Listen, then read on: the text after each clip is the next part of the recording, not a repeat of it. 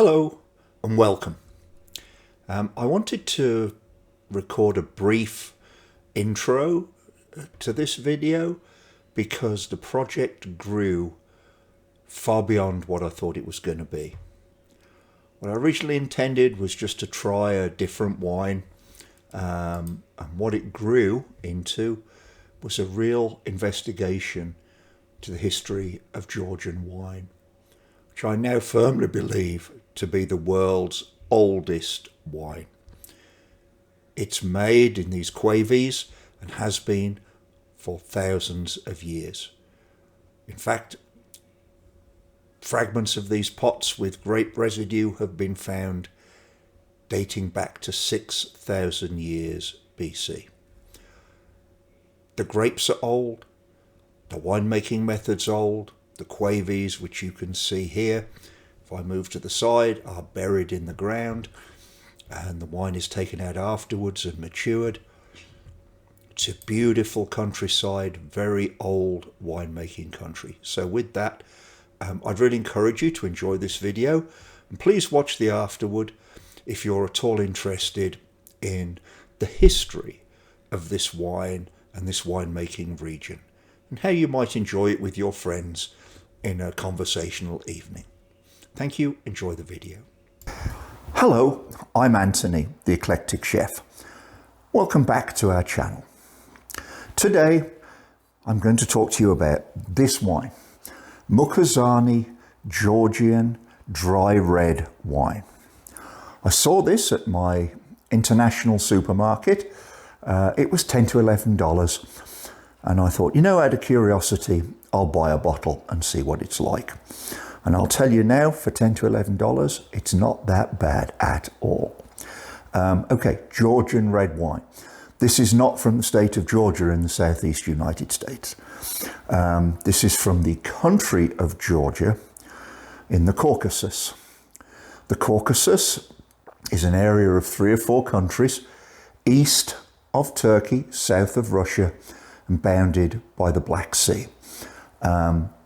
Georgia claims to be the world's oldest wine producing area. We'll talk about that a little more in the afterward when we talk about Georgian winemaking. But in the interim, let's get over to the taste test. Hope you enjoy it. Cheers. Welcome back, folks. Now let's get on with our taste test. The Mukhuzani Georgian dry red. Now, colour. As you can see, very deep, dark colour. It has a nice meniscus. Have a little sip. Sniff first. Look, I've tasted this before, so I'm going to refer to my tasting notes. It has a fruity nose, hints of berries, maybe cherries. Look, I'm not a wine professional or sommelier. I'm just a chef and an enthusiastic enophile. But this is a nice smelling wine. It's low on tannins, doesn't sting the sides of your tongue. It's quite dry, but not overly so. It's quite smooth and fruity. I'd say somewhat Merlot-like, but probably drier than a Merlot. And for a bottle of wine that's between $10 and $11, it's an incredible flavour. Good finish with lots of fruit. I think it would pair well with meats, sausages and cheeses, as well as meaty pasta dishes. And we're going to try maybe some stuffed Georgian cheese bread in the kitchen in the next week or so, and we'll bring you that. That would be a great pairing with this wine. Cheese and meats, that's a lot of the Georgian diet. So just real quick, before we get to the afterward, I did some research on whether this could be said to be the world's oldest wine. And if this is where you have to be careful with AI. A quick search says Alto Douro in Portugal has been making wines for 2,000 years, and the Romans set that up. And that's probably the world's oldest winemaking region. Well, no, it isn't. People were making wines well before the Romans did. Probably the Greeks and the Turks of the day would have something to say about that. But then I looked some more. Georgia has evidence, archaeological evidence, of the use of grapes in making drinks, which were probably fermented, because a lot of things were, for 8,000 years. In 2015, excavation unearthed pottery that still contained bits of grape and grapeseed, and those have been dated to 6000 BCE.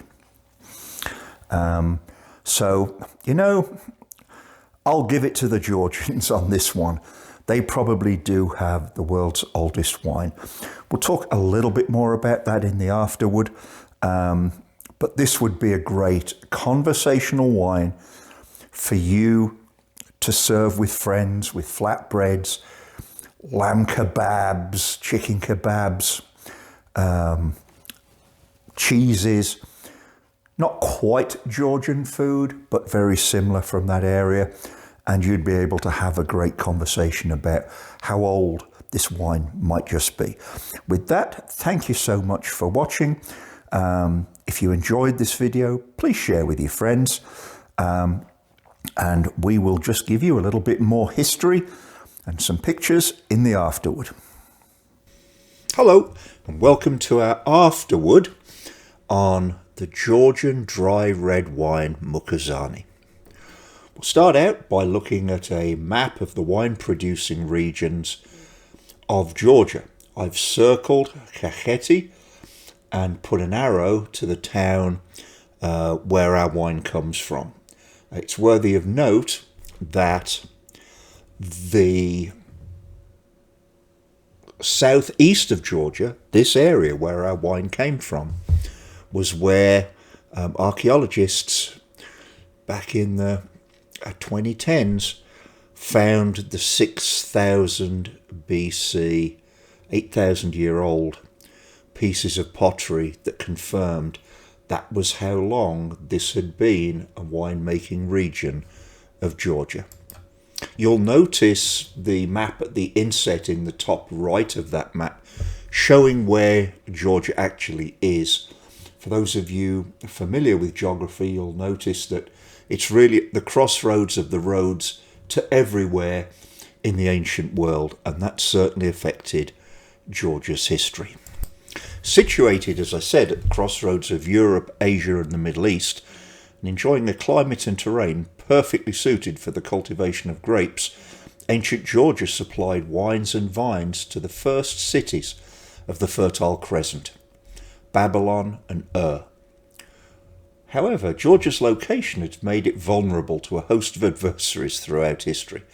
Assyrians, Greeks, Romans, Persians, Mongols, Arabs and Turks have all invaded Georgia over the centuries, and neighbouring threats remain even today. Assyrian kings, who demanded tribute from conquered people in the form of gold, made one exception. Georgians could pay their tribute in wine. While ancient civilizations like Egypt and Greece developed wine cultures of their own, all owe a debt to Georgian viticulture.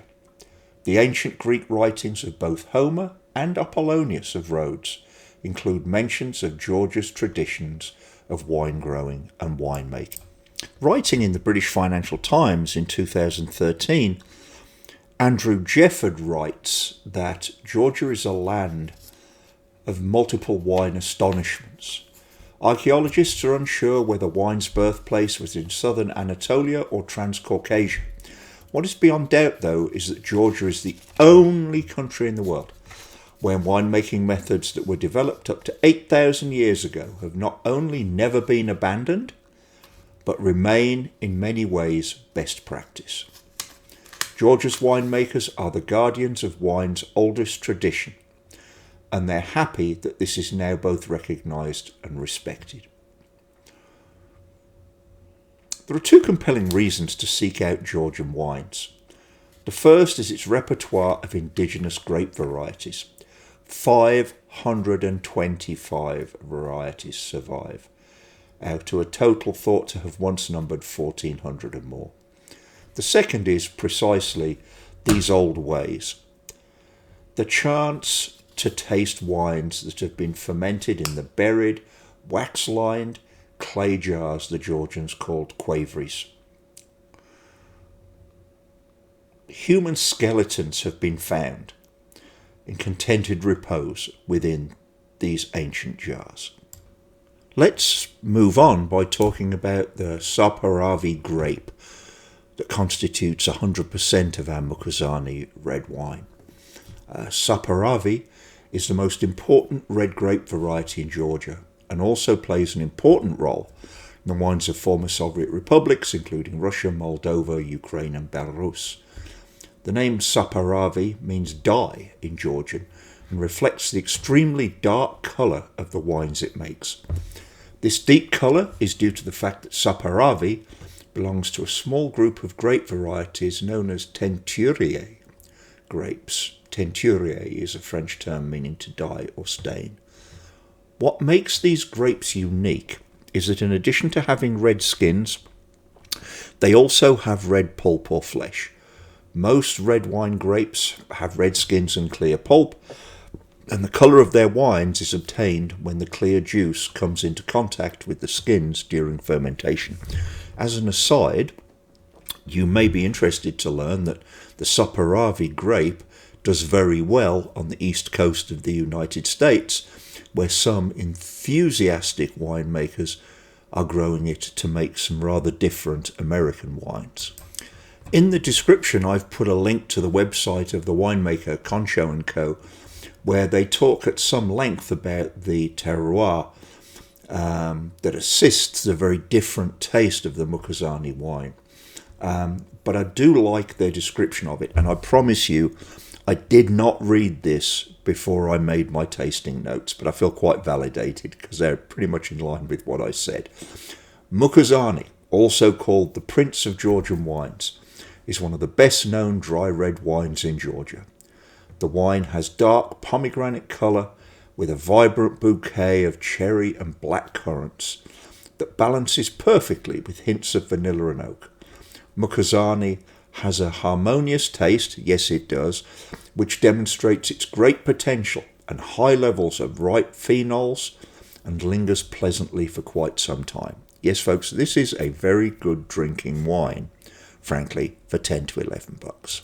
In closing, let me say, I enjoyed making this video, learning a lot more about Georgian wines, and I really want to go there, frankly.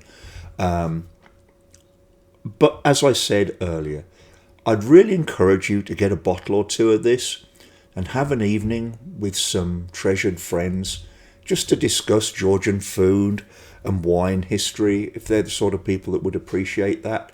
As I said, flatbreads, meats, kebabs, you won't go far wrong, but in any event. Thank you for watching and listening. I hope you enjoyed this video. If you did, please share it with your friends. And if you'd be so kind as to like and subscribe to our channel, it really is helpful and I would very much appreciate it. Thank you.